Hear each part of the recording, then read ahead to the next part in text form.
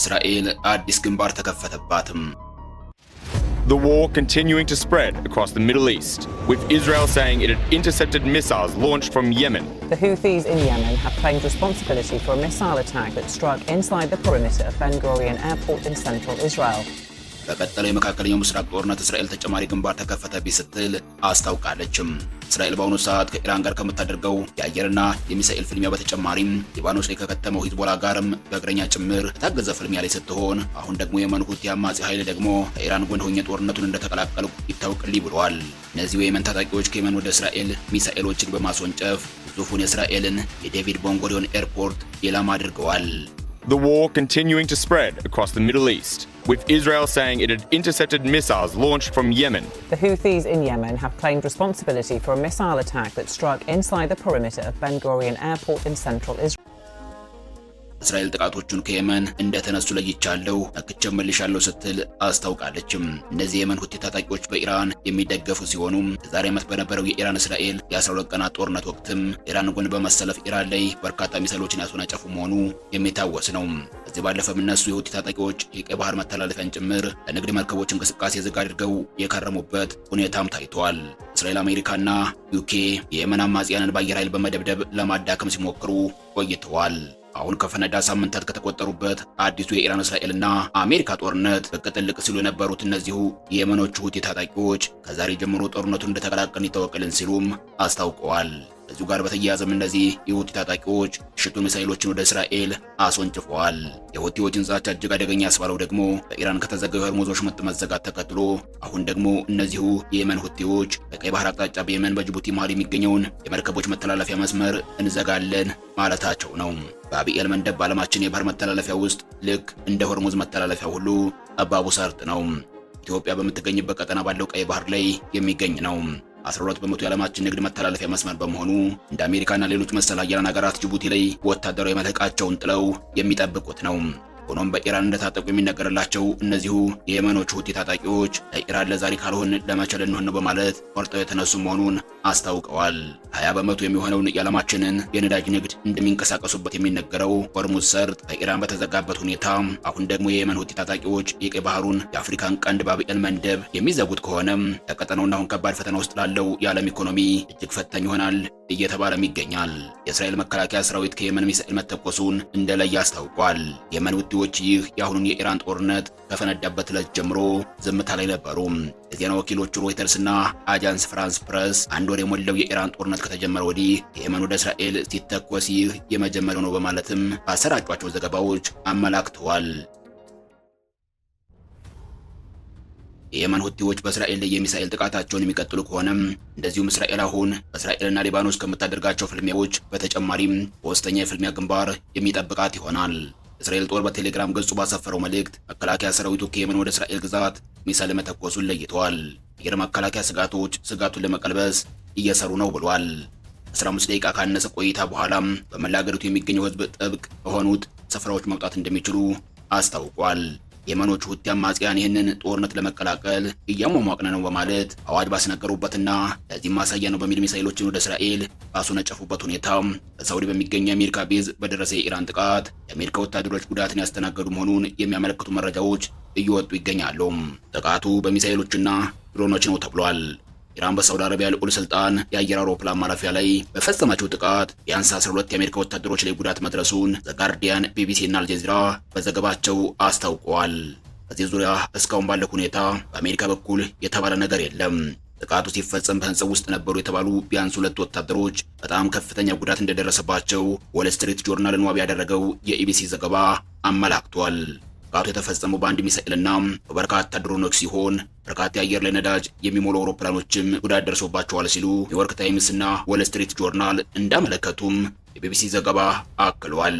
ጦርነቱ በሁሉም አቅጣጫ ተፋፍሞ በቀጠለበት ሁኔታ እስራኤል የኢራንን የኒውክሌር ማዕከልን በድጋሚ አጥቅታለችም። እስራኤል ባለፉት ቀናት የኢራንን ናታንዝ የኒውክሌር ተቋም አየር ኃይሏ በማጥቃቷ በተመሳሳይ መልኩ ኢራንም ቢሆን የእስራኤሉን የኒውክሌር አጠቃለው በማለት አጸፋዊ ምላሽን የሰጠች መሆኑ የሚታወስ ነው። በዚህም ኢራን ከ5 ቀናት በፊት የእስራኤልን የኒኩለር ምርምር ማዕከል እንደሆነ የሚነገርለትንና በደቡባዊ እስራኤል የሚገኘውን ቀጠና አከታትላ በሚሳይል ስታጠቃ ከባድ ስጋትን ደቅኖ ነበር። ደሞና አራድ በተባሉ አካባቢዎች የተወነጨፉ ሚሳይሎች ናቸው።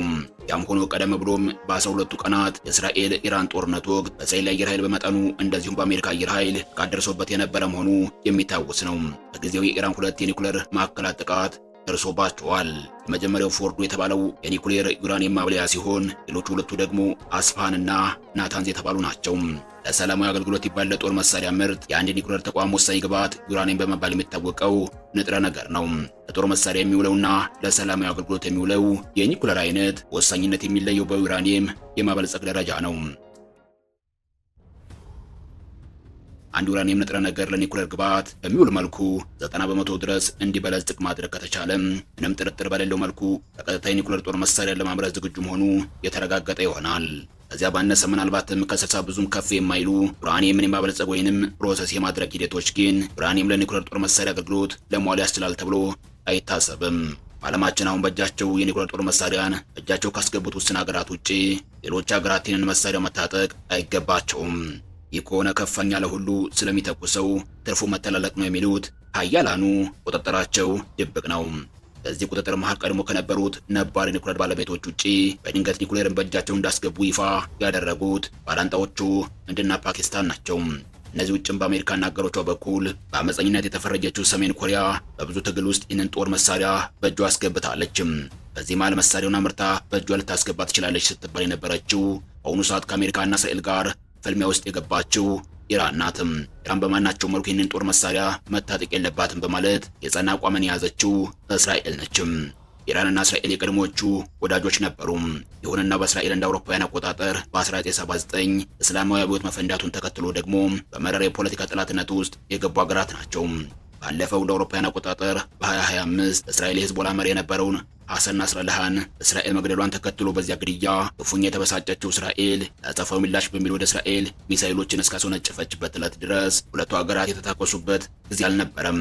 የቃላት ጦርነቱ እንደዚሁም የስለላና የዲፕሎማሲ ጦርነቱ ግን ዓመታትን ዘልቆ የተሻገረ ነው። ይህንኑ ጥቃት ተከትሎም ተደፍሬ አልቀርም ያለችው እስራኤል በርካታ ጀቶች አንድ ቀን አጸፋዊ ምላሽን የሰጠችበት ሁኔታ ታይቷል። በዚህ ጥቃት ኢራን ምን አይነት ጉዳትን አስተናገደች የሚለው ጉዳይ ግልጽ ሳይሆን አልፏል። የ12 ቀናት የኢራንና እስራኤል ለአስጨራሽ ጦርነትም የተካሄደው ከዚያ በኋላ ነበርም። በጊዜው በዚህ ጦርነት አሜሪካ እንዳልነበረችበት ተነግሯል። አሜሪካ ዘግይታ ጦርነቱን በመቀላቀል B-52 በተባለው ግዙፍ የጦር አውሮፕላኖቿ የኢራንን 3 የኒኩሌር ሳይቶች ደብድባለችም። እነዚህም ናታንዝ፣ ኢስፋሃንና ፎርዶ የተባሉ ናቸው። ይህ ኦፕሬሽን የእኩለ ሌሊቱ መዶሻ ወይንም ሚድናይት ሀመር የሚል ስያሜ የተሰጠውም ነበርም። በእኩለ ሌሊት የተደረገ ድብደባ ነው። የኢራን ኒኩሌር ማዕከላት በዚሁ ጥቃት ከባድ ጉዳትን እንዳስተናገዱ ይነገራል። ሆኖም የጉዳት ደረጃቸው ምን ድረስ ነው የሚለውን በኢራን በኩል ይህ ነው ሊባል የሚችል መረጃ አይሰማም። በፕሬዚዳንት ትራምፕ በኩል እየተደጋገመ የሚሰጠው መግለጫ ግን ጥንቅቅ አድርገን አውድመነዋል የሚል ሆኖ ይታያል። Military success. Iran's key nuclear enrichment facilities have been completely and totally obliterated. የኢራን የኒኩሌር ተቋማት በአሜሪካ ጥቃት ጥንቅቅ ብሎ ወድሟል በሚል በፕሬዚዳንት ትራምፕ በኩል ከተነገረ 9 ወራት ተቆጥረዋል። ግን ደግሞ ከ9 ወራት በኋላም በአሁኑ ጦርነት እስራኤል እነዚህን ወድሟል የተባሉትን የኒኩሌር ማዕከላት ፍራሾች ደጋግማ ስታቃጥል ትታያለችም። ነገሮች ግልጽ ሆነው ያልታዩት በዚህ ነጥብ ላይ ነው። Israel today announced new massive strikes on what it described as Iran's main production site for explosive material. እስራኤል በትናንትናው ዕለት በሰጠችው ማሳሰቢያ በኢራን ላይ የሚካሄደው መጠነ ሰፊ ጥቃት አስፋፍቼ እቀጥላለሁ ስትል አስታውቃለችም። ይህንንም ተከትሎ የእስራኤል አየር ኃይል በኢራን ፍራሽ የኒኩሌር ተቋም ላይ ተጨማሪ ጥቃቶችን ሰንዝራለችም። Today, just hours after Israel threatened to escalate and expand its campaign against